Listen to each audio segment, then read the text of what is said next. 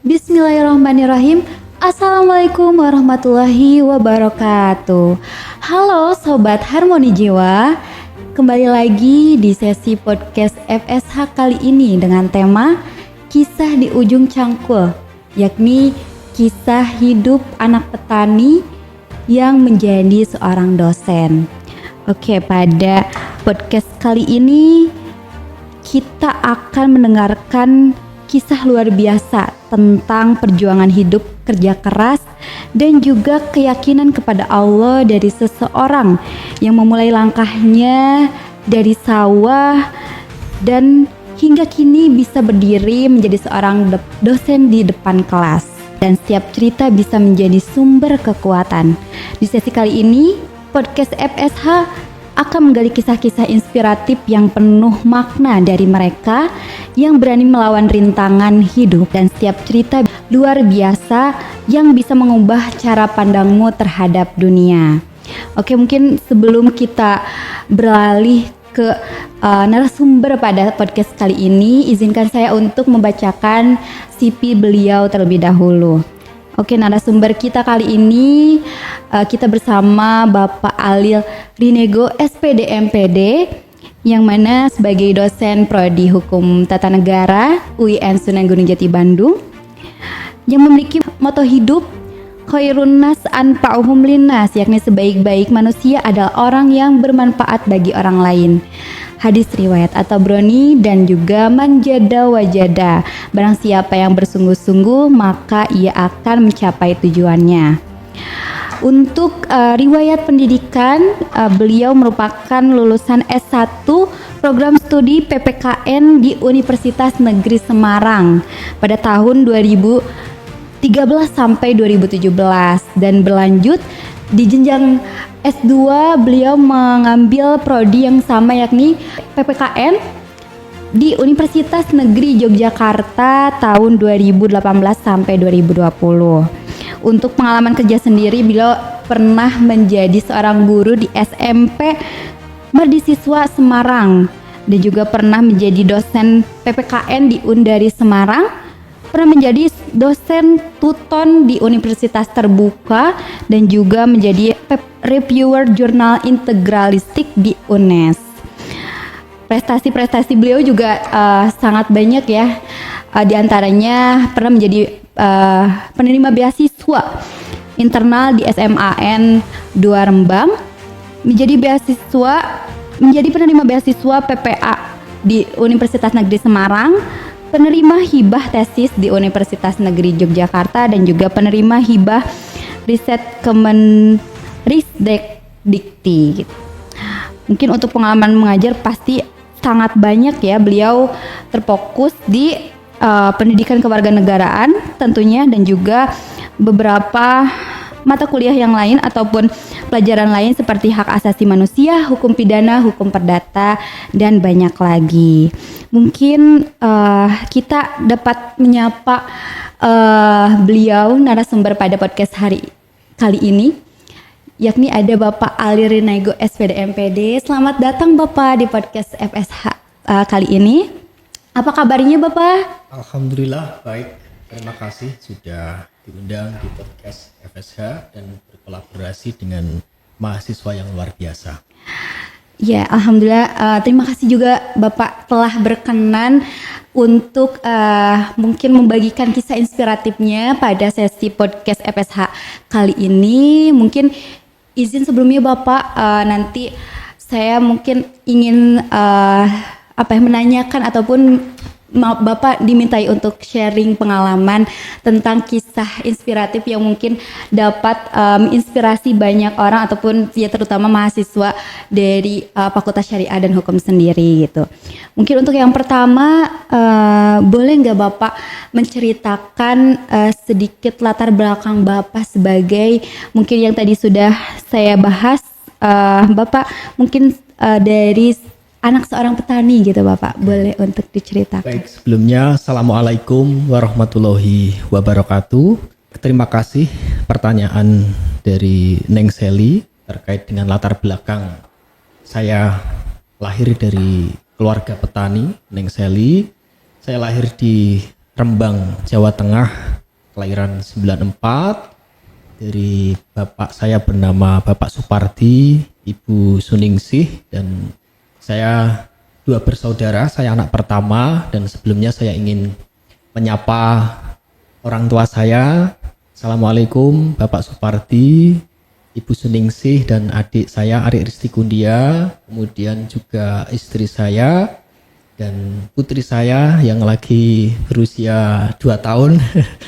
Semoga semuanya selalu sehat walafiat. Amin ya Rabbal. Baik, dari kecil ya saya hidup di desa, tepatnya di desa Peton, Rembang, Hutan, Jawa ya. Tengah. Dari kecil memang saya dibesarkan dari lingkungan desa. Lingkungan saya adalah lingkungan petani, termasuk bapak ibu saya berprofesi sebagai petani, yang mana setiap pagi setelah subuh jam 6 pagi sampai sore jam 5 sore aktivitas orang tua saya ya di sawah. Ya, artinya sejak kecil saya sudah dekat dengan lingkungan sawah, sudah dekat dengan hewan-hewan ternak seperti sapi, kambing, ayam, ya, kemudian tanaman palawija seperti tomat, kemudian ketela dan lain sebagainya. Itulah yang membuat saya lebih banyak belajar pada kehidupan real. Ya, kalau kita bicara tentang padi, itu kan ada filosofi padi sendiri. Iya, Semakin betul. berisi Semakin merunduk. merunduk. Iya, Artinya seseorang itu ketika sudah memiliki ilmu pengetahuan yang tinggi, punya harta yang banyak, dia harus menundukkan atas nama Allah SWT, karena itu titipan. Harta apapun itu titipan, suatu saat akan diambil kembali. Kemudian dari kecil ya, termasuk aktivitas setiap hari habis sekolah, karena memang cerita sedikit ya, sejak kelas 5 SD Neng Sally, saya sudah punya jiwa wirausaha. Jadi uang saku yang diberikan ibu atau ayah saya itu kan dulu masih 500 rupiah. Iya. Masih 500 zamannya ya. rupiah saya sisakan ya setiap hari itu 200 rupiah, 300 rupiah atau 100 rupiah sesuai dengan kebutuhan saya sisakan. Kemudian sejak kecil saya sudah kreatif, Neng. Ya, jadi yang namanya celengan, tahu celengan ya? Iya, celengan. Tabungan. Iya, tabungan. Itu saya ambil dari bambu. Porosnya bambu saya potong, ya, kemudian saya lubangi yang porosnya itu, kemudian uang 200 rupiah, 300 rupiah itu saya masukkan, saya tabung, kemudian seiring berjalannya waktu, uang itu terkumpul sebesar, saya masih ingat, 165.000 rupiah. Wah. Kemudian karena profesi ayah saya itu selain petani juga ternak ya, ternak sapi. Kemudian saya termotivasi dari ayah saya untuk membeli kambing, karena uang segitu kan lebih tepatnya adalah membeli kambing. Cocoknya membeli kambing. Kemudian saya pelihara ya, setiap pulang sekolah saya ke sawah untuk menggembala kambing ya sampai sore. Kemudian seiring berjalannya waktu, kambing itu akan semakin banyak. Ya, dari uang penjualan kambing itu, kemudian saya belikan perlengkapan sekolah, ya, buku, tas, termasuk saya waktu sampai SMP itu masih ingat ya, saya beli HP Nokia kalau tidak salah, dulu masih harga sekitar 1.500.000. Nah, itu hasil dari penjualan kambing saya. Ya, dua ekor saya jual, saya belikan HP, karena pada saat itu kan trennya HP sudah tren Nokia pada waktu itu. Ya. Kemudian masuk ke SMA ya, karena saya juga termasuk siswa yang berprestasi. Saya masuk SMA menggunakan jalur rapot, kemudian dapat beasiswa SPP selama 6 bulan pada waktu itu, karena kan SMA itu masih bayar pada waktu itu sekitar ya 250 lah. Ini cerita singkat ya. Kemudian menginjak ke perguruan tinggi, ya saya singkat poin-poinnya saja. Saya masuk jalur undangan. Undangan. Kalau dulu namanya SNMPTN ya. Ya, Jalur- SNMPTN. Jalur undangan, kan ada jalur tes, ada jalur undangan. Betul. Nah, saya masuk ke jalur undangan dan masuk ke perguruan tinggi itu saya sempat berdebat atau sempat beda pendapat dengan ayah saya, dan saya termasuk anak yang berpendirian kuat.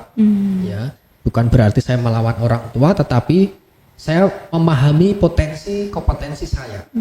Sehingga ketika saya diarahkan pada waktu itu masuk ke S1, saya diarahkan bapak saya untuk mengambil prodi PGSD. Karena kita tahu di desa itu kalau nggak menjadi guru ya menjadi polisi, menjadi tentara. Itu rata-rata seperti itu, sehingga saya kontra dengan keinginan bapak saya, yang mana saya punya pemahaman bahwa ketika saya masuk ke prodi PGSD, saya merasa kurang passion, minat saya kurang di PGSD. Menjadi guru SD itu kan termasuk berat. Iya. Karena mendidik anak-anak itu bukan Hal yang mudah gitu ya, bukan hal yang mudah, dan saya sesuaikan dengan bakat saya. Kemudian saya ambil prodi PPKN. Pilihan pertama, pilihan kedua PGSD karena pertimbangan orang tua tadi kan. Kemudian saya karena keterima di Universitas Negeri Semarang, kemudian saya belajar banyak di ilmu PPKN, karena PPKN itu kan multidisipliner. Ya, karena saya orang tipe yang suka belajar, tidak hanya fokus di satu ilmu. Dan SMA sendiri kan saya sebenarnya bisa masuk di semua bidang. IPA sebenarnya masuk, Iya, betul. bahasa masuk, Bisa meluas. tapi saya ambil IPS karena sesuai minat saya. Karena kalau kita bicara IPS ilmu sosial itu kan ada interaksi sosial, ada ilmu pendekatan dengan masyarakat, saya bisa berkontribusi masyarakat. Jadi basicnya ilmu sosial kalau dari background saya. Kemudian saya dalami lagi, masuk ke PPKN. PPKN kan belajar banyak ya, Pancasila, kewarganegaraan, hukum pidana, hukum perdata, hukum tata negara, kemudian administrasi negara, kemudian filsafat Pancasila, belajar tentang politik, belajar tentang budaya sosial, belajar tentang hukum, belajar tentang pendidikan, belajar tentang moral, banyak. Semua ilmu saya pelajari, khususnya di ilmu sosial. Sehingga mungkin kalau secara spesifik tidak mendalami, tetapi secara basic, secara dasar saya mempelajari hampir semua ilmu sosial. Ya, sehingga ketika lulus sarjana, ya, ketika lulus sarjana itu, sebelum lulus bahkan saya sudah melamar menjadi guru di Semarang tadi yang diceritakan. Ya, saya menjadi guru kurang lebih 6 bulan. Saya merasakan bagaimana dinamika menjadi guru SMP, ya. Ya, teman-teman bisa mencari tahu lah kondisi menjadi guru ya di swasta dan lain sebagainya, sesuai dengan pengalaman masing-masing, ada plus ada minusnya. Sehingga saya merasa saya kalau hanya menjadi guru ilmu saya terbatas ya, sehingga saya memutuskan untuk melanjutkan perguruan tinggi di Universitas Negeri Yogyakarta dengan mengambil keilmuan yang sama. Itu mungkin sekilas, nanti kita dalami lagi. Boleh Bapak, terima kasih atas jawabannya ya, mungkin dapat menginspirasi banyak orang gitu ya. Untuk mungkin selanjutnya ada pertanyaan, apa sih yang memotivasi Bapak sehingga ya tadi kan sudah lanjut ke jenjang strata 2 ya, mengambil kembali prodi PPKN sehingga sekarang ini bisa menjadi seorang dosen gitu. Di tengah mungkin, mohon maaf Bapak, keterbatasan ekonomi karena mungkin hidup di daerah petani ataupun ya dalam ruang lingkup petani. Apa sih yang memotivasi Bapak untuk melanjutkan pendidikan? Motivasinya banyak. Yang pertama adalah tadi saya termasuk orang yang suka belajar. Dari SD itu saya selalu masuk ke 6 besar ya. Kemudian SMP saya selalu masuk ke 3 besar. Meskipun saya nggak pernah juara satu di dalam kelas, tetapi motivasi belajar itu selalu terdepan, selalu ada. Berbeda dengan teman saya yang juara satu, tapi ketika sudah lulus terhenti, berhenti stagnan. Artinya kan peluang untuk meningkatkan kompetensi diri itu semakin stagnan dan kurang kan. Beda dengan orang yang selalu semangat, jiwa pejuangnya tinggi.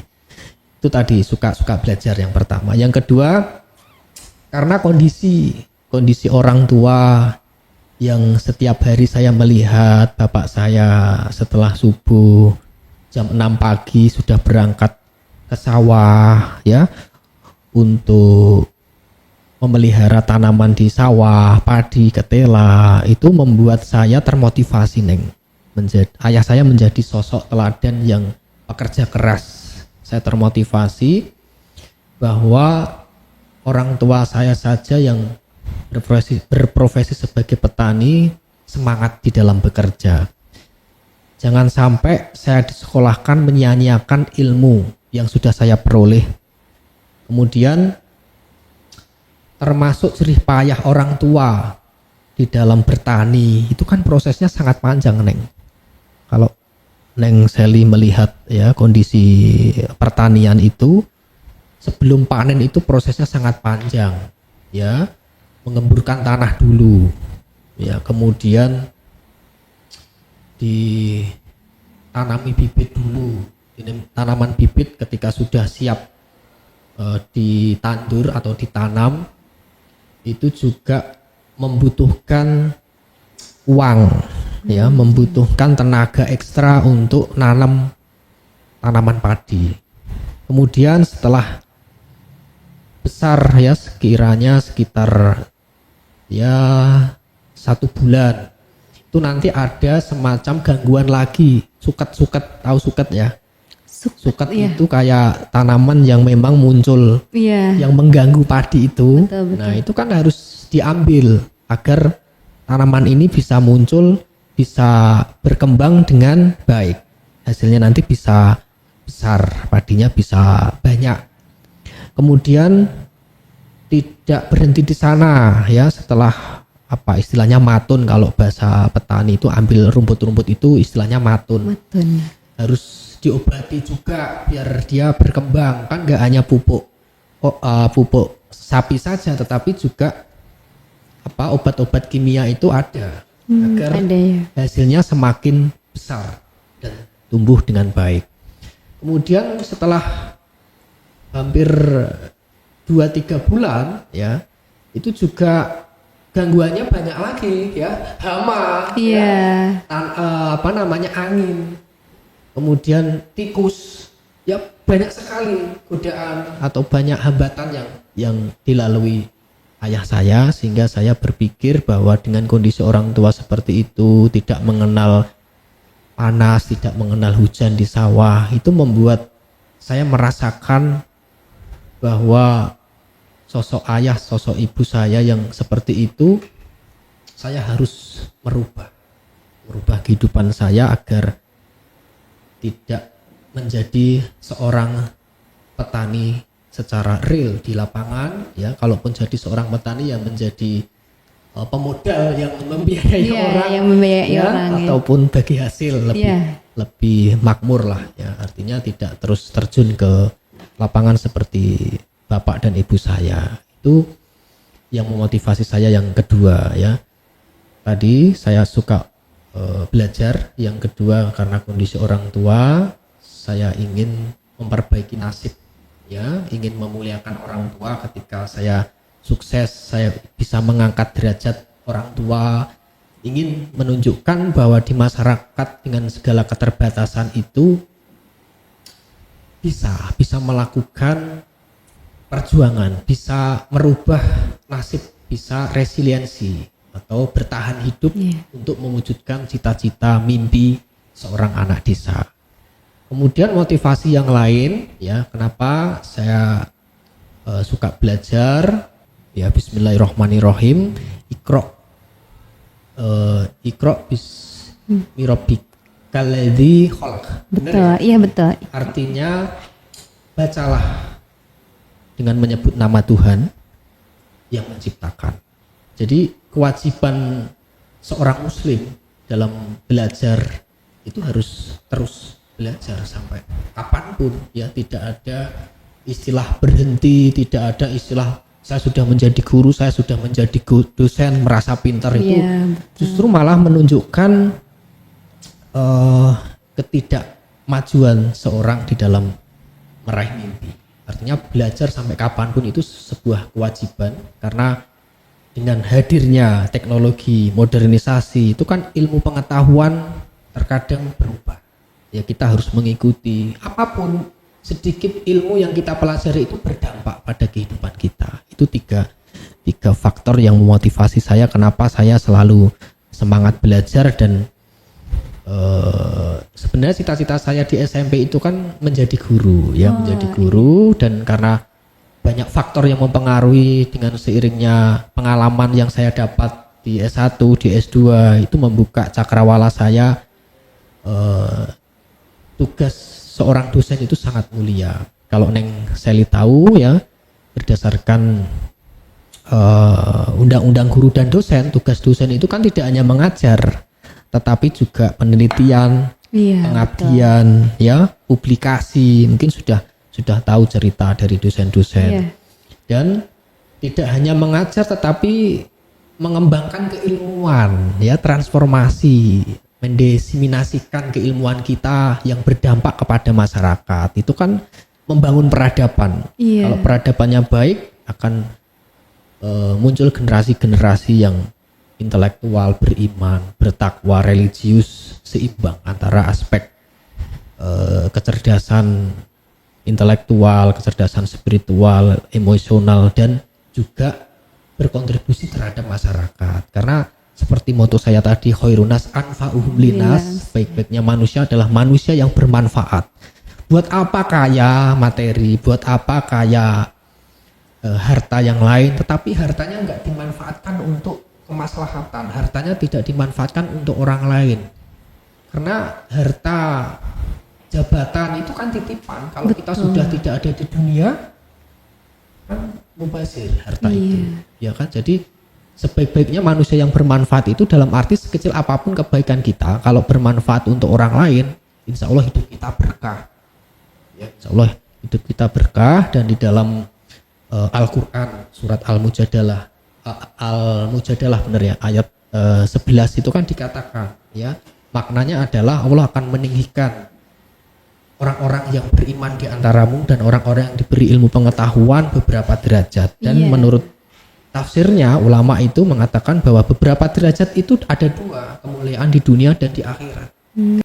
Baik Bapak, terima kasih atas jawabannya ataupun sharing-sharingnya. Untuk selanjutnya mungkin tadi kan lebih membahas tentang motivasi ataupun semangat menggebu yang Bapak punya nih. Untuk sekarang mungkin apakah Bapak pernah ada di fase untuk menyerah ataupun ya di fase down ketika halnya di pertengahan jalan Bapak untuk meraih cita-cita ataupun ya melanjutkan pendidikan gitu Bapak?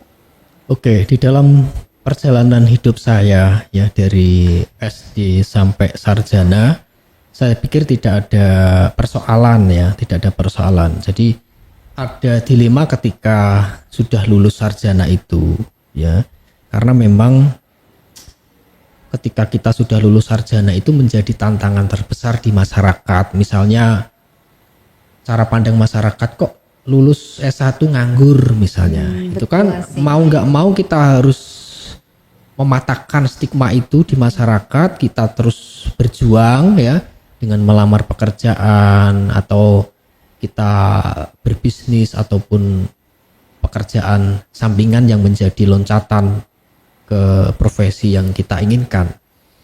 Kemudian sebelum saya lulus S1 pun, ya, saya tidak pernah malu untuk bekerja di bidang apapun.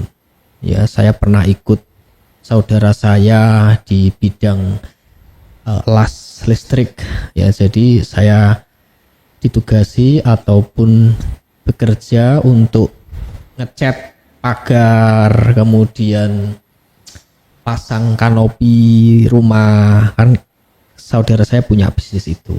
Ya saya nggak pernah malu. Bahkan dulu SMA ya, pengalaman pahit itu saya pernah ngamen, Neng. Pernah. Pernah ngamen sama teman-teman saya.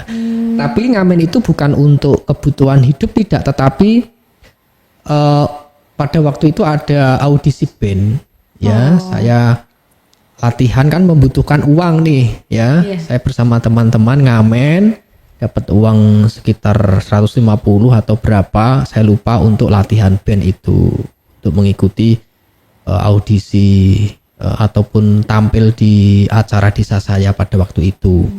Karena saya dari kecil punya bakat di musik. Di musik. Ya, di SD sebagai penyanyi atau penyanyi.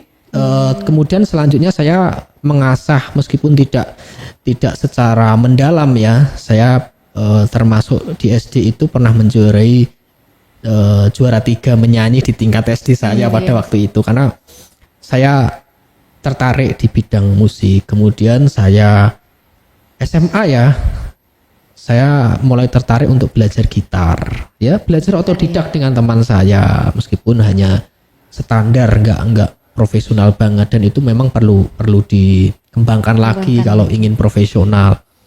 Dan arah saya kan memang terjunnya bukan di ranah dunia hiburan kan, itu meskipun minat saya, tetapi saya lebih fokus ke mengasah kemampuan intelektual saya. Sehingga dalam perjalanannya sudah saya ceritakan tadi ya, saya selalu semangat tadi untuk memperbaiki nasib saya, kemudian untuk mengembangkan keilmuan saya, mengangkat derajat orang tua, sehingga nggak ada rintangan ataupun masalah ini ya, pesimis. Mungkin hanya terlintas berpikir bahwa saya bisa nggak ya dari anak seorang petani bisa menjadi orang yang sukses. Itu pasti ada, setiap orang yang dengan segala keterbatasan itu pasti ada pemikiran ke sana. Cuma dengan keyakinan, dengan kerja keras yang gigih, belajar yang serius, itu kan akan menutup akan mengatasi pesimis kita itu menjadi orang yang lebih percaya diri. Dengan keimanan yang kuat kita akan menjadi orang yang positive thinking. Ya, artinya hidup itu pasti ada ujian, Neng. Betul. Ya, pasti ada ujian. Seperti di Al-Quran itu kan harus sabar di dalam menghadapi ujian. Kalau kita sabar, maka akan diangkat derajatnya, akan diperluas pahalanya oleh Allah SWT.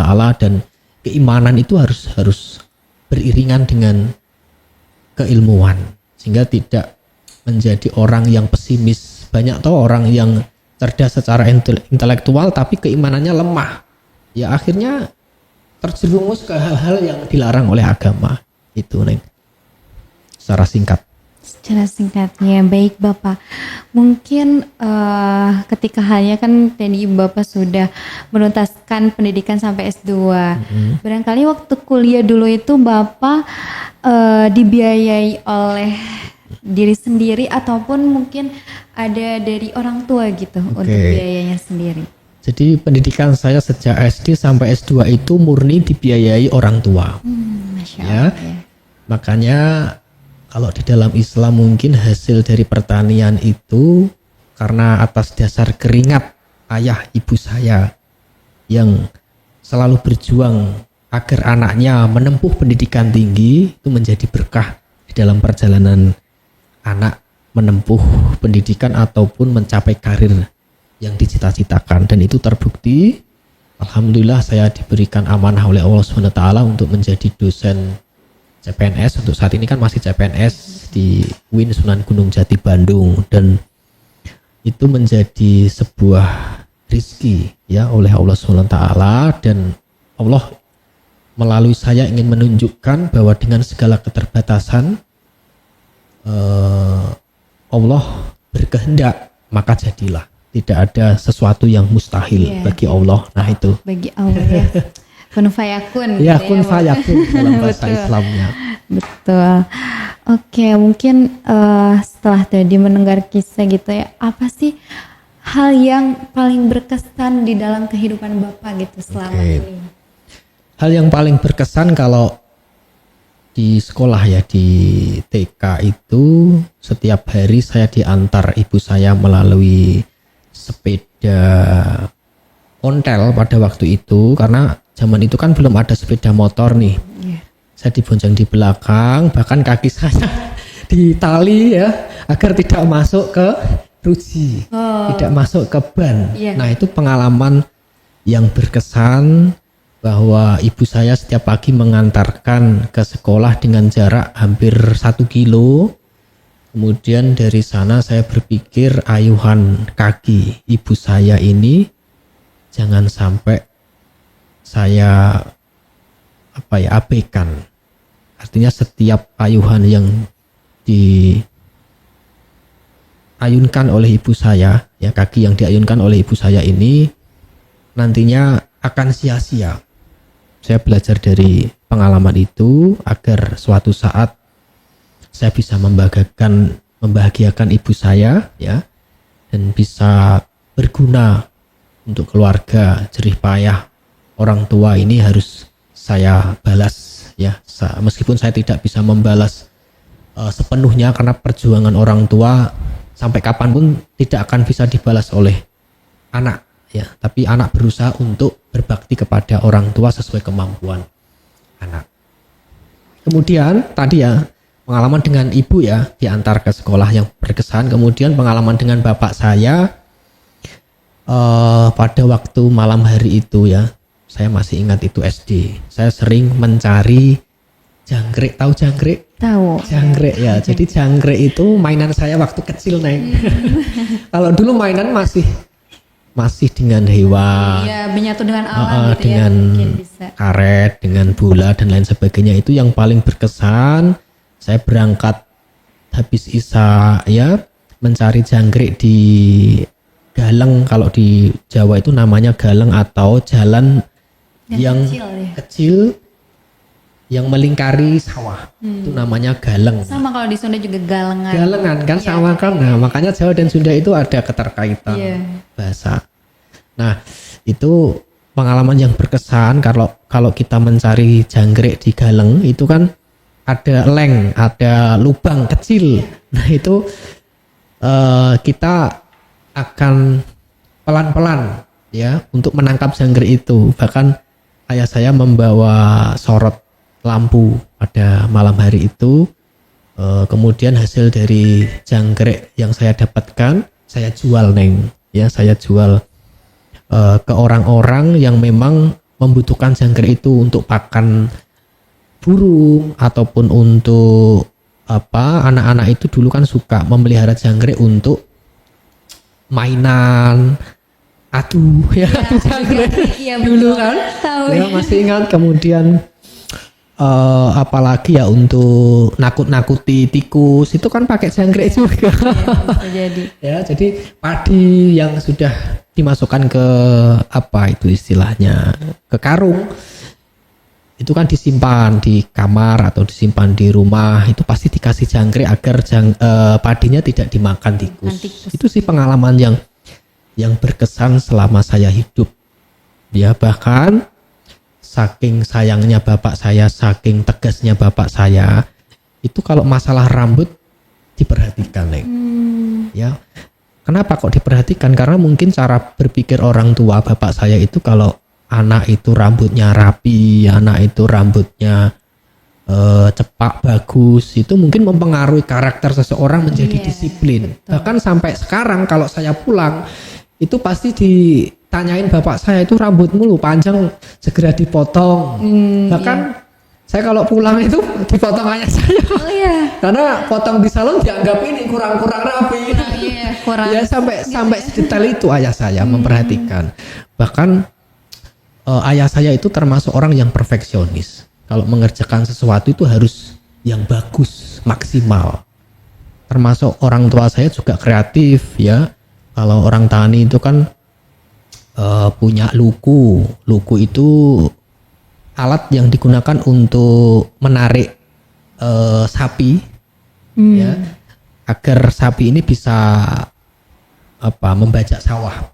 Karena kan dulu belum ada traktor kan, masih manual, termasuk garu untuk melembutkan tanah. Nah itu saya belajar dari kehidupan bapak saya yang kreatif, yang perfeksionis, harus bagus, harus rapi, harus disiplin. Bahkan ayah saya itu selalu menasihati saya ketika saya mau sekolah, berangkat sekolah. Nah, kehidupan orang petani itu sangat susah, sangat sulit. Ya, bahkan terkadang modal untuk bertani itu tidak sesuai dengan hasil yang didapatkan. Ya kan, entah ada hama, ada apapun, kan rugi. Modal misalnya 10 juta, hasilnya cuma 5 juta, kan nggak balik modal, rugi kan. Nah itu tantangan seorang petani, sehingga belajarlah dengan sungguh-sungguh, ya, belajarlah untuk mendengarkan guru. Saya selalu dinasehati itu, jangan sampai bertengkar dengan temanmu, kemudian bertemanlah sebanyak mungkin tapi jangan masuk ke dunia mereka. Ya, karena ketika kita sudah berteman dengan banyak orang, kalau kita nggak punya filter, ya akhirnya kita terjerumus ke hal-hal yang seperti itu. Sampai segitu detailnya bapak saya menjaga saya, mengarahkan saya sampai sekarang ini, Neng. Itu yang berkesan bagi saya. Ya, banyak banget ya pengalaman hidup yang telah dilalui gitu. Mungkin selanjutnya apa sih setelah pengalaman yang banyak itu Bapak memaknai takdir secara mungkin perspektif keislaman ataupun religius untuk Bapak sendiri gitu. Oke. Takdir di dalam Islam sendiri itu kan sebenarnya ketentuan Allah yang sudah ditetapkan sebelum kita lahir, ya. Bahkan dikenal dengan Lauhul Mahfudz. Ya, benar ya. Sudah tertulis di sana. Cuma memaknai takdir itu kan tidak sekedar pasrah, ya. Bahkan di dalam Al-Qur'an sendiri kan dianjurkan untuk berusaha, Betul. bertawakal, berdoa, ya. Sehingga kalau ada orang hanya memaknai takdir itu sebuah ketetapan yang tidak bisa dirubah misalnya, itu akan membuat orang menjadi pesimis. Loh, sudah ditakdirkan dari dulu kalau memang misalnya seperti ini, ya saya nggak akan berusaha lebih giat lagi. Nah itu kan pemahaman yang tidak sesuai. Bahkan di agama Islam sendiri, ya, ulama itu kan membagi dua. Takdir itu ada takdir mubrom, takdir yang memang tidak bisa dirubah oleh manusia, misalnya kematian, ya, misalnya kelahiran. Tetapi dalam perjalanannya kan kelahiran manusia itu bisa disetting kapan lahir, tapi kehendak untuk lahir itu kan dari Allah SWT. Kemudian ada takdir mu'alak. Takdir mu'alak itu takdir tergantung usaha manusia, seperti kesuksesan, seperti kesehatan. Kesehatan itu termasuk takdir mu'alak. Kenapa, Pak? Karena ada campur tangan manusia di sana, ada usaha manusia. Karena kesehatan itu kan terus tidak dirasakan oleh orang. Ini takdir, kalau saya memang sehat, ya sehat, nggak seperti itu. Karena ada makanan yang harus kita pilah. Betul. Ada kebiasaan yang harus kita lakukan untuk menjaga kesehatan kita, kesehatan mental, rohani, jasmani, dan lain sebagainya. Termasuk kalau di takdir mu'alak itu rezeki itu kan harus diusahakan, nggak bisa duduk diam di rumah. Ya kalau memang rezeki saya ya dapat uang yang nggak bisa, mustahil. Uang yang ke kita karena gitu. Allah mewajibkan untuk berusaha dulu. Ya, berusaha. Kok sudah berusaha nggak dapat, ya bertawakal, berserah diri kepada Allah. Ya manusia. Bahkan di Al-Quran dikatakan bahwa intinya ya, bahwa semua makhluk yang melata pun punya rezeki. Apalagi manusia yang punya pikiran, ya harus kreatif, harus bergerak. Burung aja yang tidak punya pikiran terbang ke sana kemari bisa makan, apalagi manusia, ya punya keistimewaan dari makhluk yang lain. Mungkin itu, Neng. Oke, Bapak, mungkin kita berlanjut ya, Bapak. Saya ingin berlanjut bertanya lagi sama Bapak, apa sih tips and trick ataupun ya cara Bapak untuk menjaga semangat ketika hanya mungkin dulu kan masih belum secanggih sekarang gitu ya, keterbatasan dulu yang terbatas teknologi. Nah, bagaimana sih cara Bapak untuk menjaga semangat tersebut? Oke. Ya karena memang zaman dulu apalagi SD itu belum ada smartphone ya, Iya, belum ada teknologi yang modern. Saya mengakses internet itu baru SMP kelas 2. Nah, untuk menjaga semangat sendiri saya selalu memanage waktu. Ya, jadi setiap hari itu saya sempatkan waktu untuk belajar. Karena seperti filosofi pisau, semakin kita asah, semakin kita sering gunakan, maka itu akan semakin tajam, akan meningkatkan skill, keterampilan, kemampuan kita untuk menganalisis dan lain sebagainya. Jadi belajar itu bukan soal seberapa lama kita membaca, seberapa lama kita mendengarkan, tapi seberapa banyak, seberapa kali kita meluangkan waktu, Neng. Jadi misalnya setiap hari kita luangkan waktu saja pagi 10 menit, menjelang tidur 10 menit, atau siang, sore sesuai kebutuhan. Itu lebih efektif daripada belajar 2 jam, ya prakteknya akan lupa. Tapi kalau kita sering berulang, otak akan merespon, mengingat. Mengingat kembali. Kemudian untuk menjaga semangat itu biar tidak hilang, ya saya selalu mengaitkan apa yang saya pelajari dengan fenomena di masyarakat untuk menguatkan keilmuan. Ya saya termasuk anak yang mencontoh dari kebiasaan bapak saya. Bapak saya itu setiap hari suka nonton berita, Neng.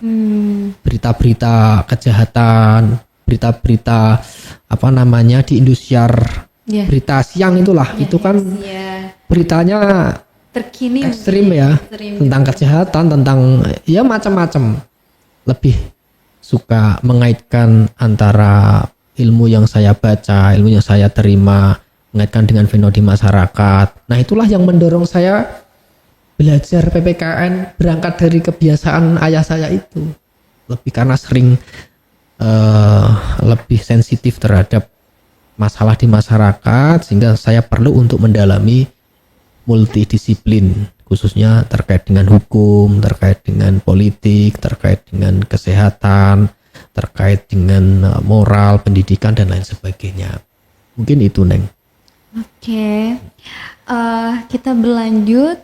Saya mau nanya nih, apa sih tantangan terbesar yang pernah Bapak alami sebagai seorang dosen yang mungkin memiliki latar belakang dari lingkungan ya yang sederhana gitu ya?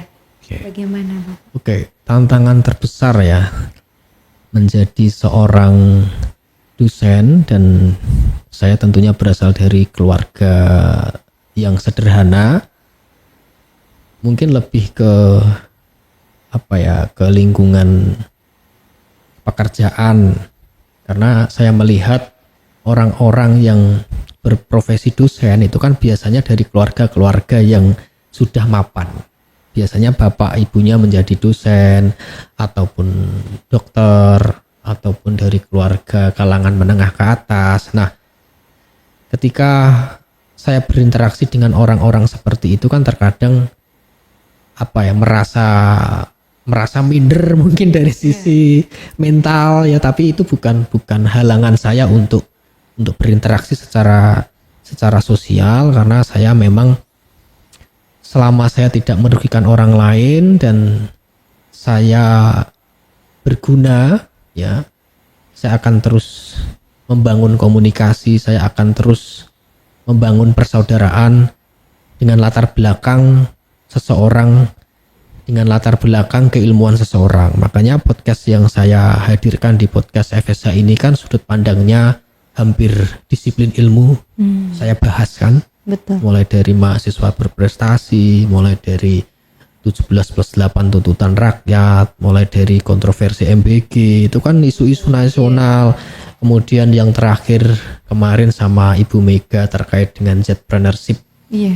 bagaimana kita membangun bisnis, transformasi bisnis di era artificial Iya. intelligence. Itu kan menunjukkan bahwa sosok Pak Alil itu orang yang suka belajar Iya. ilmu apapun. Ya, saya suka ilmu agama, saya suka ilmu, dan pecinta ilmu itu jaminannya kalau di Al-Quran itu kan surga. Ya, makanya spiritual itu bisa menjadi penyemangat kita, Neng. Kalau spiritual kita nggak kuat ya oleng. Artinya hanya mengandalkan kecerdasan intelektual saja, kecerdasan keterampilan saja ya kurang. Justru iman itu menjadi, spiritual itu menjadi pondasi kita, ya, menjadi spirit kita agar lebih yakin bahwa ketetapan Allah itu sesuatu yang bisa kita rubah selama kita mau berusaha, mau berserah diri, mau konsisten di dalam mengembangkan kompetensi kita. Gitu nih. Baik Bapak, mungkin tadi kan sudah mendengar banyak sekali cerita dari Bapak, dan sekarang mungkin ada nggak sih cara Bapak untuk menanamkan nilai keikhlasan dan juga perjuangan pada diri mahasiswa, terutama yang mungkin kita Oke. sebagai mahasiswa gitu. Jadi setiap ngajar, Neng, kalau di dalam pendidikan itu kan diajarkan sebelum kita masuk ke materi ada yang namanya persepsi. Persepsi untuk membangun mahasiswa itu bisa memahami materi yang akan dipelajari, tujuan kita belajar ini untuk apa, kemudian manfaatnya apa, ya. Kemudian nilai-nilai perjuangan itu biasanya saya tampilkan melalui pengalaman saya sebagai anak seorang petani. Saya selalu ceritakan pengalaman itu agar mereka sebelum belajar lebih jauh itu memaknai sebenarnya tujuan mereka belajar itu untuk apa. Harus paham dulu, ya, filosofi belajar itu kan merubah perilaku. Kalau orang nggak bisa merubah perilaku, itu namanya bukan belajar kalau dalam teori behavioristik. Ya, jadi orang itu dikatakan belajar kalau dia mampu merubah perilaku yang sebelumnya mungkin dianggap kurang baik menjadi belajar itu menjadi baik. Seperti hal sederhana, misalnya apa, kalau di masyarakat itu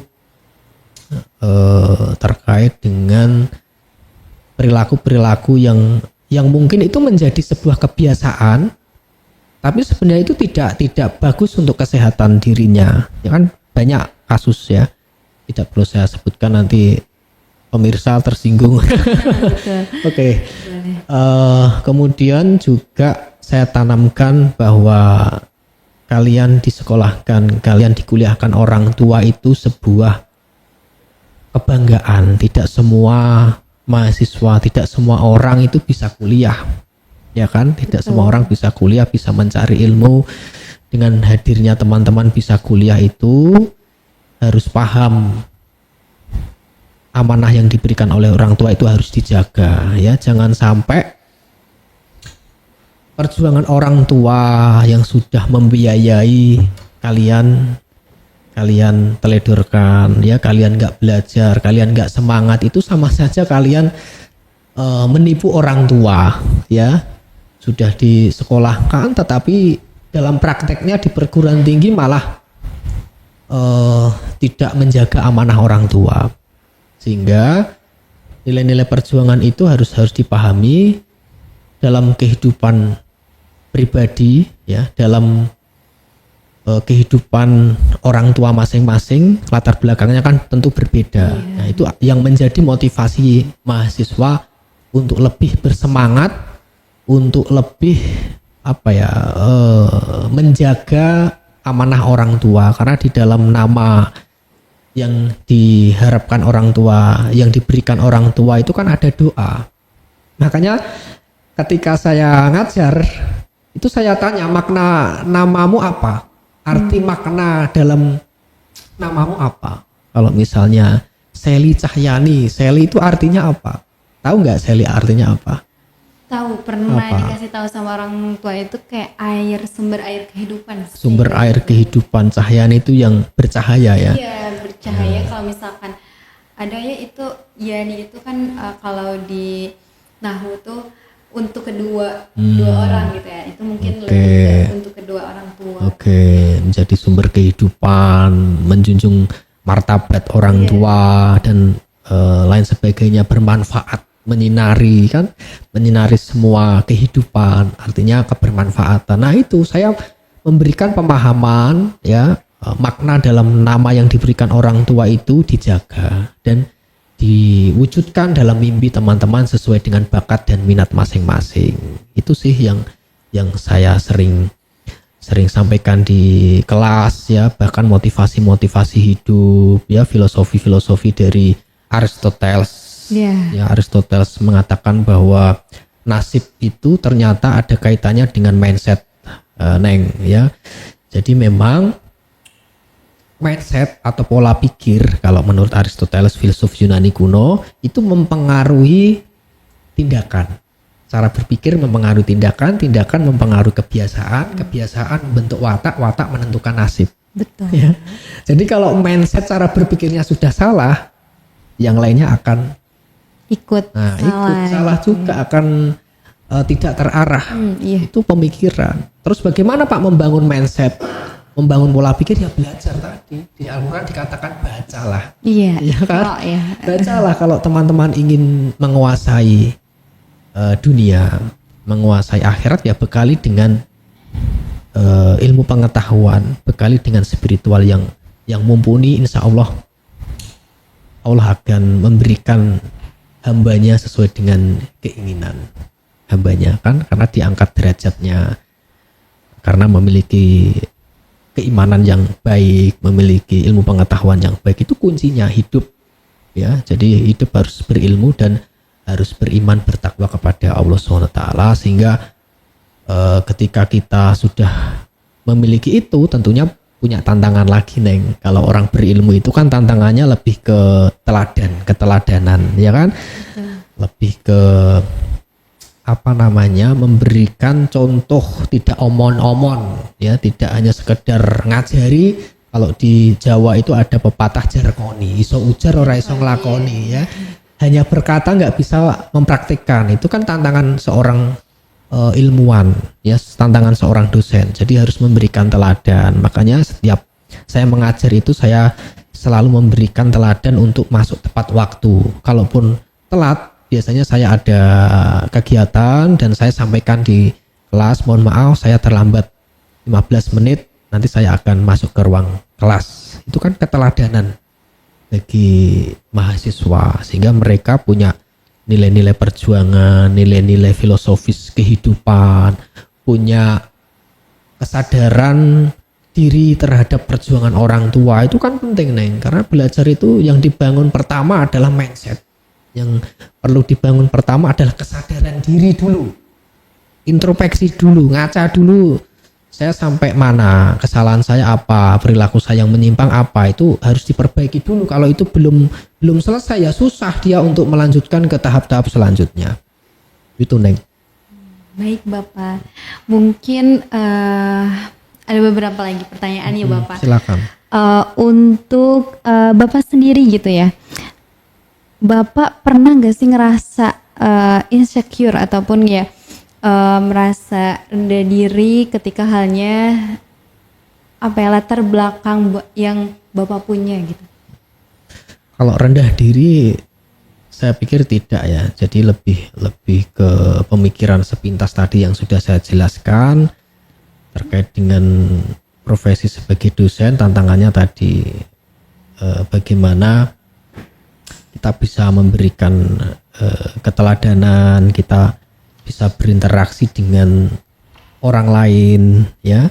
Ketika kita berbuat baik, saya pikir kita tidak akan punya perasaan minder atau punya perasaan insecure terhadap orang lain, karena saya yakin, saya pikir setiap manusia itu kedudukannya sama di hadapan Allah SWT. Yang membedakan kan hanya tingkat keimanan dan ketakwaan saja, sehingga latar belakang itu tidak menjadi hambatan seseorang untuk merasa minder ya, misalnya merasa takut berbicara di depan halayak umum, minder karena menganggap orang lain lebih sempurna atau lebih tinggi. Itu tidak.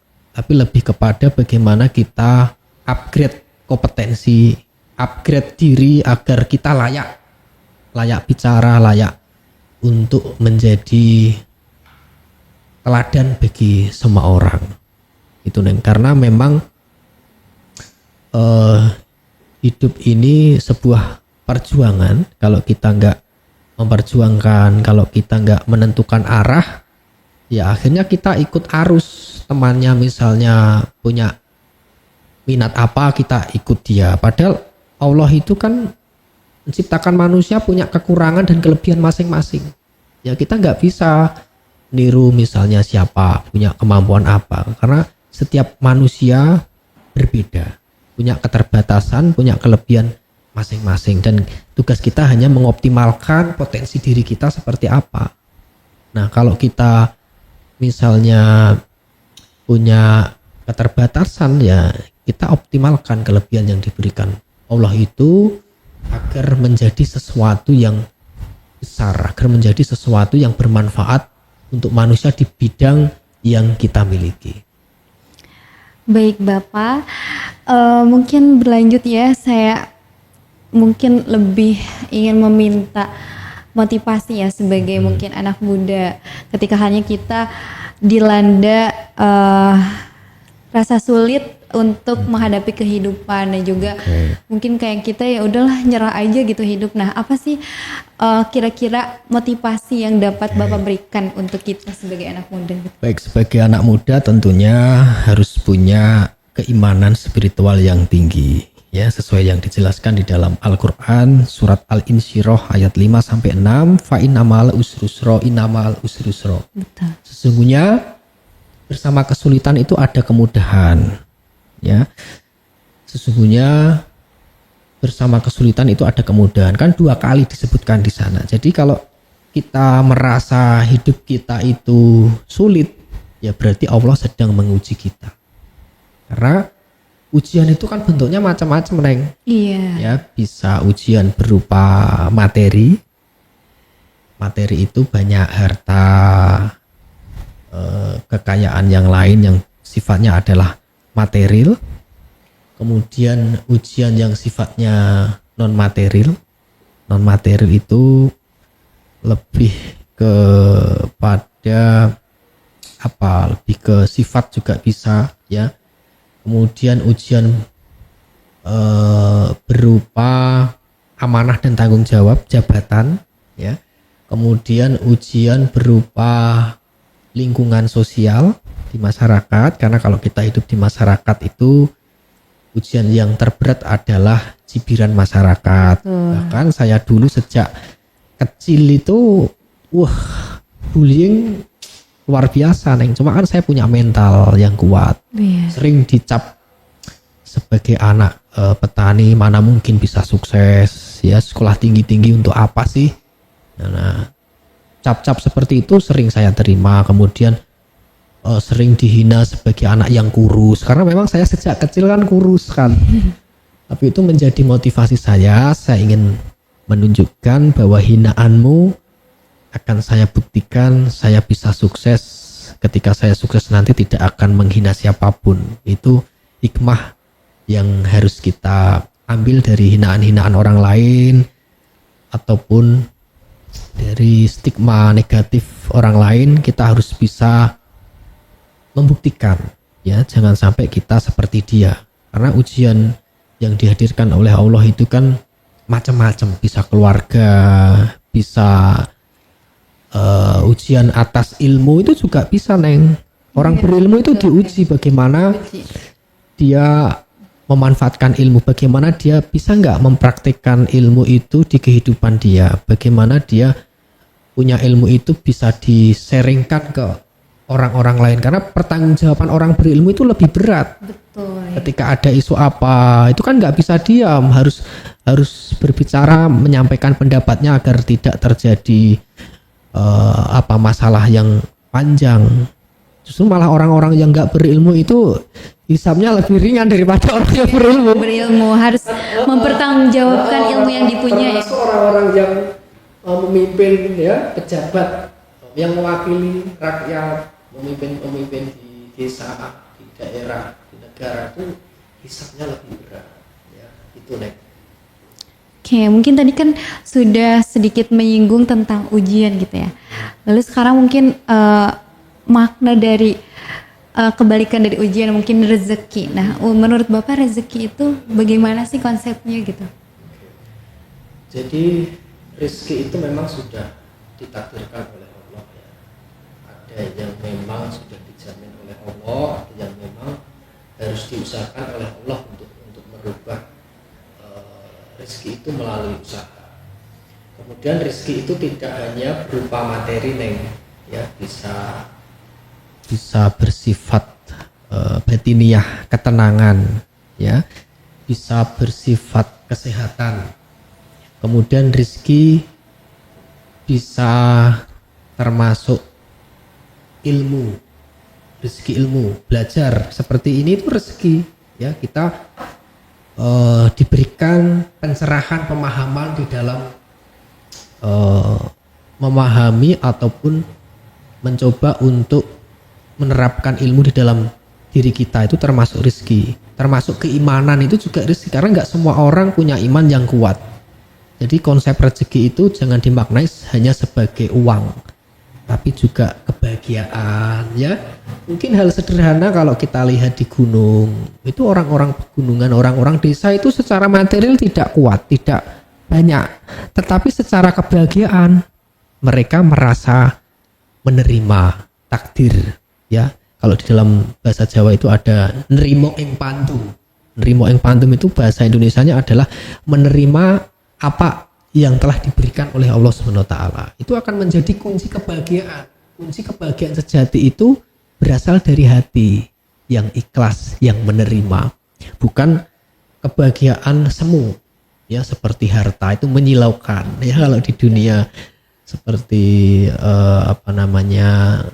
kecantikan, kegantengan, harta itu kan menjadi ujian juga, ya. Justru orang-orang yang mohon maaf misalnya seperti saya, orang-orang biasa secara face, ya, itu dikasih kelebihan oleh Allah terkait dengan ilmu, menuntut ilmu, itu sebuah rezeki, ketenangan batin, regulasi emosi yang baik, itu rezeki.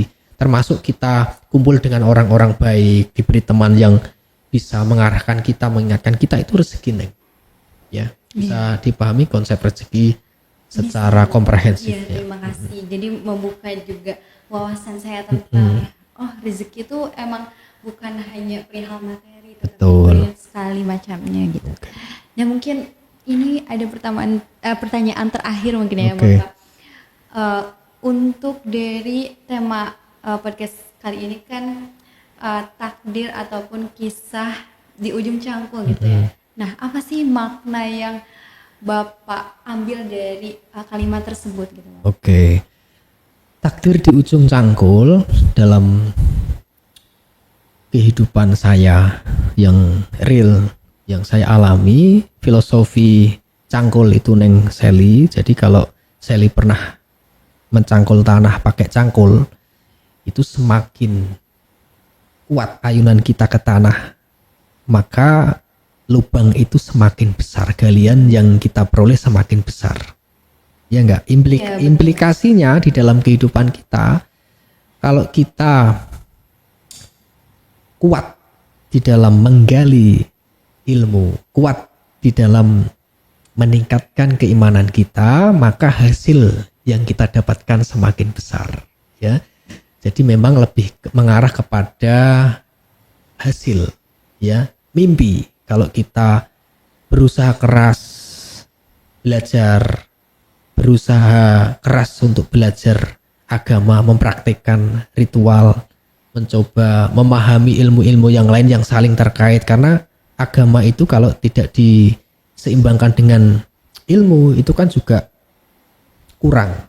Artinya saling melengkapi, ilmu dan agama itu saling melengkapi, karena spiritual keimanan itu sebuah pondasi, sedangkan ilmu itu adalah cahaya yang menerangi, ya, sehingga itu menjadi satu jalan yang saling beriringan untuk mencapai keberhasilan, dan tentunya itu atas ridhonya Allah SWT. Baik, terima kasih banyak ya Bapak. Telah banyak sekali ya pertanyaan-pertanyaan yang saya lontarkan dan juga telah banyak kisah inspiratif yang telah Bapak bagikan gitu ya untuk kita semua, terutama mungkin untuk mahasiswa FSH ya, Fakultas Syariah dan Hukum, dan ya umumnya untuk kita semua. Masya Allah sekali ya, kita juga bisa mengambil makna bahwa kerja keras, doa, dan ilmu itu merupakan 3 pilar terbaik dalam sebuah kehidupan. Dan juga setiap langkah kecil dalam hidup itu dapat membawa perubahan yang sangat besar gitu ya. Dari kisah hari ini juga kita belajar bahwa kegigihan harapan bisa menuntun siapa saja melewati badai kehidupan. Dan jangan lupa juga setiap kisah seseorang itu memiliki kesan dan juga hal ataupun ya terkesan berharga gitu ya untuk kehidupannya masing-masing gitu ya. Baik, mungkin terima kasih kepada Pak Ali. Baik, terima kasih kembali. Berkenan untuk membagikan kisah inspiratif. Alhamdulillah dengan senang hati ya. Ini ya. Baik. Dan mungkin kita bakalan ketemu ataupun kita akan berbicara di podcast lainnya, yakni di podcast FSH sendiri gitu ya.